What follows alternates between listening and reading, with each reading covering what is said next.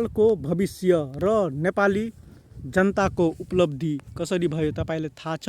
म तपाईलाई भनिदिन्छु। नेपालमा अहिले मोटरसाइकलमा चढ्छ र ठुलो गाडीमा चढ्छ, घर बनाउँछ, बंगला बनाउँछ र हातमा मोबाइल छ। यो फेसिलिटी कसले दिएको छ तपाईलाई थाहा छ?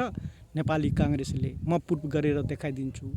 किनकि नेपालमा जनताहरूले बेरोजगार थियो।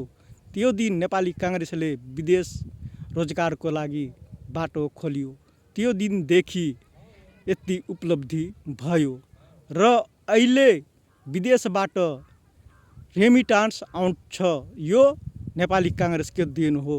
रेमिटान्स आउँदैन भन्ने बुढा भत्ता पनि वृद्धा भत्ता पनि दिन सक्दैन। यो देन वृद्धा भत्ता नेपाली कांग्रेसको हो। तपाई सोच्नुस्।